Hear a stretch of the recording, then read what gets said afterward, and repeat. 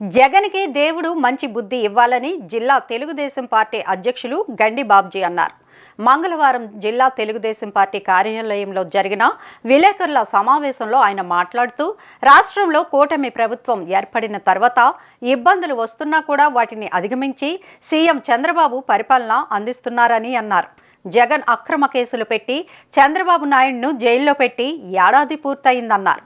జగన్ చేసిన తప్పులకు రాష్ట్ర ప్రజలు తగిన బుద్ధి చెప్పారన్నారు. బుడమేరు పరిస్థితి తెలియని జగన్ రోజుకో అబద్ధం ఆడుతున్నారన్నారు. ప్రభుత్వం వల్లనే విజయవాడకు వరదలు వచ్చాయని అసత్య ప్రచారాలు చేస్తున్నారని అన్నారు. 7 వయసులో విజయవాడ వరద ప్రాంతాల్లో పర్యటిస్తూ చంద్రబాబు సహాయక చర్యలు పరిశీలించారని తెలిపారు. ఇవే వరదలు జగన్ సీఎంగా ఉన్నప్పుడు వస్తే ఏరియల్ సర్వే చేసి మమ అనిపించేవారని ఎద్దేవా చేశారు. జగన్ విజయవాడలో 2 ప్రాంతాల్లో పర్యటించి 1 కోటి రూపాయలు విరాళం ఇచ్చి చేతులు దులుపుకున్నారని పేర్కొన్నారు. ఉప ముఖ్యమంత్రి పవన్ కళ్యాణ్ చూసి జగన్ బుద్ధి తెచ్చుకోవాలని సూచించారు. ఉత్తరాంధ్రలో ఉన్న సమస్యలు పరిష్కరిస్తామన్నారు. చంద్రబాబు నాయుడుకు ప్రజల ఆశీస్సులు సహకారాలు అందించాలని తెలిపారు. చంద్రబాబు నాయుడు సారథ్యంలో ఆంధ్రప్రదేశ్ పూర్తి స్థాయిలో అభివృద్ధి చెందుతుందని ఆశాభావం వ్యక్తం చేశారు. ఈ రాష్ట్రంలో తెలుగుదేశం ప్రభుత్వం ప్రజల అభిమానంతో ఏర్పడ్డ తర్వాత కొన్ని ఇబ్బందులు 10 రోజులకు ఒకసారి జరుగుతూనే ఉన్నాయి. వీటితో పాటు మిగతా అడ్మినిస్ట్రేషన్ అంతా కూడా నడుపుకోవాల్సిన అవసరం ఉంది కాబట్టి ప్రభుత్వానికి ఆ ఇబ్బందులను అధిగమించి ప్రభుత్వాన్ని నడపడం అనేది మీకు తెలుసు. ఎన్నో అప్పుల్లో ఉంది ప్రభుత్వం.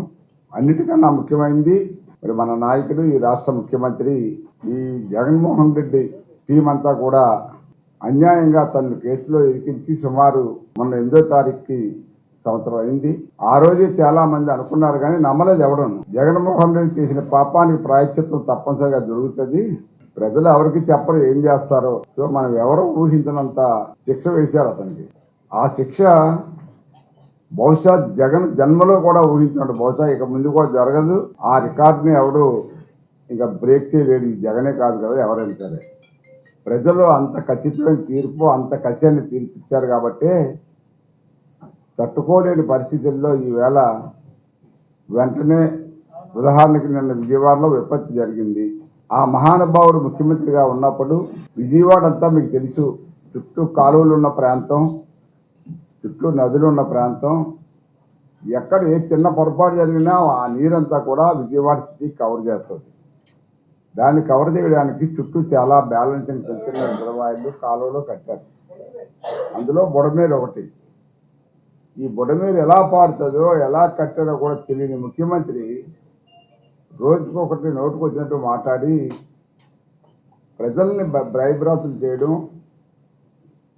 ఈ ప్రభుత్వం చేసిన తప్పిదం వల్లే జరిగింది అనడం, ఇవన్నీ కూడా ప్రజలకు తెలుసు ఎవరి వల్ల జరిగింది. ఈ ప్రభుత్వం ఎన్నారైంది వచ్చి ఈ ప్రభుత్వం చేసే కార్యక్రమాలు ఏమిటో ఈవేళ మీ అందరూ గమనించాల్సింది ఏమిటంటే సుమారు 70 సంవత్సరాల వయసున్న ముఖ్యమంత్రి 30 సంవత్సరాలున్న కుర్రవాడిలాగా ఈవేళ జేసీబీలు ఎక్కి ట్రాక్టర్లు ఎక్కి విజయవాడ ప్రాంతం అంతా ఎక్కడైతే ఉందో ఈ ముంపు ప్రాంతం అంతా కూడా బ్రహ్మాండంగా పరిశీలించి వాళ్ళకి కావాల్సిన నిత్యావసర వస్తువులు, ఎమర్జెన్సీ మెడిసిన్స్, ఎమర్జెన్సీ ఫుడ్ ఇవన్నీ అందించడం అంటే ఒక చంద్రబాబుకి చెల్లింది. అది నిరంతర వార్తా స్రవంతి కోసం వీక్షిస్తూనే ఉండండి. మీ మా VST news. Please like, share and subscribe our channel.